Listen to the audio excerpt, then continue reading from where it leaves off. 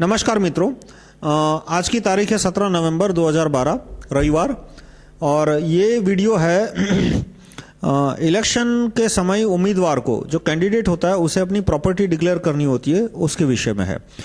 तो मैं आपसे रिक्वेस्ट करूंगा कि और दूसरा कैंडिडेट का नार्को टेस्ट लेना चाहिए। ये दो टॉपिक पे ये वीडियो है। मैं आपसे रिक्वेस्ट करूंगा कि 2005 या 2006 जो भी आपको डेट ठीक लगे से लेके आज तक जितने भी उम्मीदवारों ने इलेक्शन लड़ा है आपके एरिया में, लोकसभा विधानसभा आपके आसपास के एरिया में जितने पॉलिटिकल पार्टी के लीडर है, फिर वो कांग्रेस हो, बीजेपी हो, सीपीएम हो, सबको आप ईमेल से, लेटर से, ट्विटर से पूछिए कि वो उनके पास जो ट्रस्ट है उसमें कितनी जमीन और मकान है और बाकी पैसा है जो भी ट्रस्ट में, उसका भी वो डिस्क्लोजर एफिडेविट पे रख के वो इंटरनेट पे रखे। अक्सर उम्मीदवार का आप देखोगे कि भाई अडवाणी 4 करोड़ रुपया, और कोई बहुत बड़ी रकम नहीं, उन्होंने कोई फ्लैट लिया था बहुत साल पहले, कोई फ्लैट लिया था तब लिया होगा 10-20 लाख में, आज उस फ्लैट की कीमत हो गई 90 लाख में। तो वो कोई ब्लैक इनकम नहीं हुई, नहीं कोई किसी भी एंगल से वो गलत कमाई भी नहीं हुई। तो पर बाद में मुझे पता चला कि उन्होंने जो प्रॉपर्टी का डिस्क्लोजर दिया था 4 करोड़ का, बाद में मुझे पता चला कि वो एक ट्रस्ट के ट्रस्टी थे जिसके पास जमीन थी कुछ 60-65 करोड़ की, और ऐसे पता नहीं कितने ट्रस्ट के ट्रस्टी होंगे। तो मैं अडवाणी को मुद्दा नहीं बनाना चाहता, उनके पास जितनी जमीन होगी उससे तो 100 गुना ज्यादा जमीन शायद सूर्यपंखा गांधी के पास होगी। पर हमें सारे नेता और जितने भी ये कर्मशील है, कर्मशील यानी अन्ना, अरविंद गांधी, मैं खुद, सुब्रमण्यम स्वामी, जितने भी है, उनको पकड़ पकड़ के रिक्वेस्ट करो कि आपके पास जितने ट्रस्ट है उस ट्रस्ट के पास जितनी वेल्थ है, जमीन मकान वगैरह, वो इंटरनेट पे एफिडेविट के पे रख के इंटरनेट पे रखी जाए। और जितने कैंडिडेट है, खास करके अभी जो गुजरात में इलेक्शन आ रहा है, तो आप गुजरात के एक एक उम्मीदवार को और पार्टियों के नेताओं को भी, मान लो कांग्रेस ने 182 उम्मीदवार रखे गुजरात में, तो कांग्रेस के 182 उम्मीदवार तो बोलेंगे कि उनके पास कितनी प्राइवेट प्रॉपर्टी है वगैरह, पर उनको बोलो कि भाई तुम अपने ट्रस्ट में तुमने कितनी जमीन दबा के रखी है, कितने अरबों की जमीन दबा के रखी है, वो भी आप डिस्क्लोज करो। और उनके पार्टी के जो नेता है जो कि चुनाव नहीं लड़ रहे, जैसे सूर्यपंखा गांधी चुनाव नहीं लड़ेगी, फिर गुजरात के कुछ बड़े पार्टी के नेता है वो भी चुनाव नहीं लड़ेंगे, राहुल गांधी भी ये दिसंबर 2012 में चुनाव नहीं लड़ने वाले क्योंकि ये असेंबली का इलेक्शन है।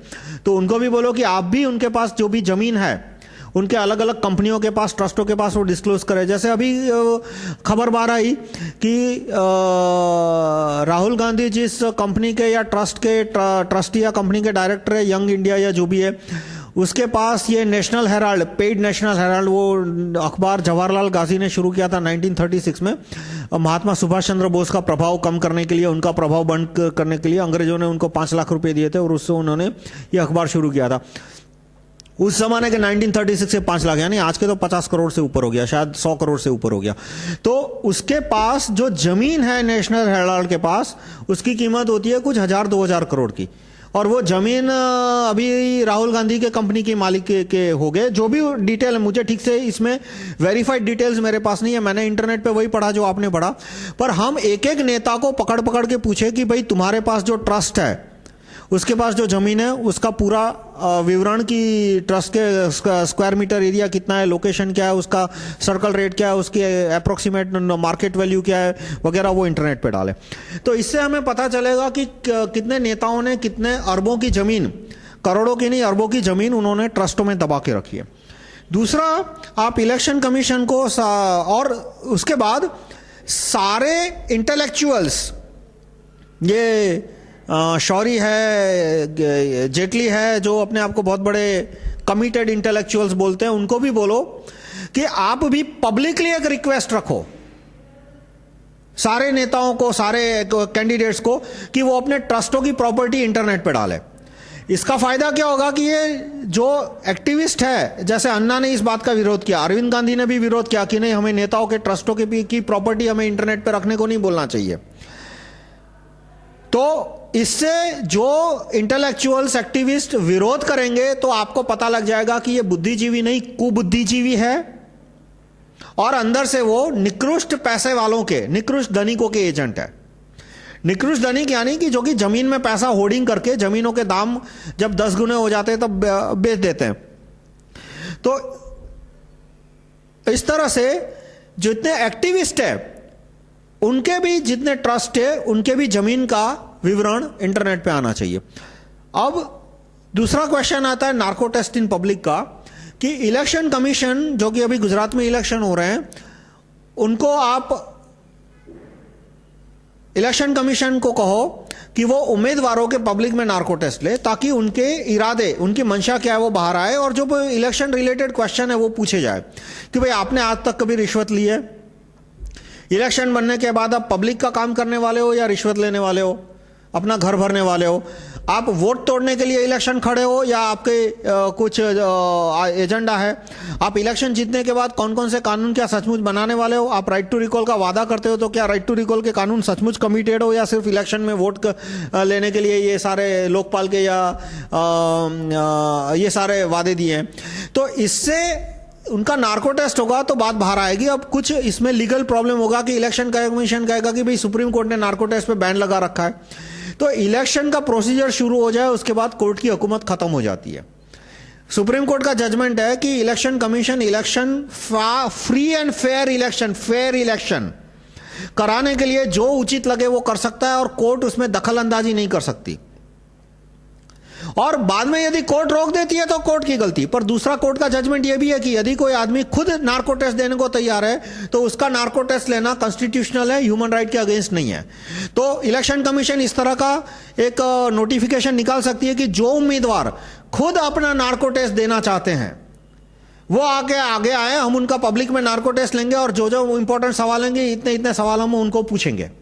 तो इसके द्वारा जो आदमी यदि खुद नार्को टेस्ट लेना चाहता है तो उसमें तो सुप्रीम कोर्ट का जजमेंट भी कहीं उनको रोक नहीं कर सकता। बस इलेक्शन कमीशन को देखना है कि वो उनका नार्को टेस्ट ले और पब्लिकली उसका लाइव टेलीकास्ट करे, गूगल हैंगआउट पे, यूट्यूब पे वीडियो रखे, और इससे हमें कैंडिडेट के जो मोटिव है वो उसके बारे में पता लग गया। दूसरा, ये बात थोड़ी इलेक्शन से अलग जाती है कि जितने एक्टिविस्ट लीडर है उनका भी हमें नार्को टेस्ट लेना चाहिए, और इससे बहुत फायदा होता। मान लो हमने फरवरी 2011 में अन्ना का नार्को टेस्ट लिया होता तो हमें पता चल जाता कि इस आदमी को सिर्फ पब्लिसिटी चाहिए, क्या लोकपाल क्या जोकपाल, उसको तो राइट टू रिकॉल किसी में इंटरेस्ट नहीं है, उसको तो बस अखबार में अपना फोटो चाहिए, टीवी चैनल में अपना फोटो चाहिए, और उसी के लिए वो अनशन पे बैठा है। वरना उसको तो सीआईडी और सीबीआई के बीच डिफरेंस नहीं पता है, वो तो छोड़ो, वो कोई बड़ी बात नहीं है, उसको डिफरेंस जानना भी नहीं है, उसको तो सिर्फ अखबार में अपना फोटो चाहिए। मान लो फरवरी 2011 में अरविंद गांधी का नार्को टेस्ट लिया होता तो उसी वक्त हमें पता लग जाता कि भाई इस आदमी को तो अपनी नई पॉलिटिकल पार्टी बना के बीजेपी के वोट तोड़ के पैसा बनाना है, और उसको ना लोकपाल में इंटरेस्ट है, ना भ्रष्टाचार में कम करने में इंटरेस्ट है, ना राइट टू रिकॉल में इंटरेस्ट है, किसी चीज में इंटरेस्ट नहीं है, सिर्फ एक नई पार्टी बनानी है। तो इस तरह से हमारे जो 18-20 महीने वेस्ट हो गए ये अरविंद गांधी के पीछे, अन्ना के पीछे, वो हमारे टाइम सेव हो जाता। और नार्को टेस्ट उन्हीं एक्टिविस्ट लीडर का लिया जाएगा जो खुद नार्को टेस्ट देना चाहते हैं। अब उनको नार्को टेस्ट नहीं देना तो कोई बात नहीं, वो पब्लिक में बोले कि हमको नार्को टेस्ट नहीं देना। नार्को टेस्ट देने से आदमी मना करता है तो वो भी अपने आप को उसकी पोल खोल देता है। एक आदमी एक वाक्य कि मैं नहीं पब्लिक में नार्को टेस्ट नहीं देता, वही उसकी बहुत बड़ी पोल खोल देता है। भाई ऐसे तो तेरे दिमाग में कौन से कीड़े भरे पड़े हैं कि तू नार्को टेस्ट देने का विरोध कर रहा है। एक तरफ से उनका स्टेटमेंट आता है कि हमें फांसी पे चढ़ा दो लेकिन लोकपाल का कानून पास करो। भाई तू फांसी पे चढ़ने को तैयार है तो पब्लिक में नार्को टेस्ट देने में क्यों इतना कष्ट हो रहा है तुझे?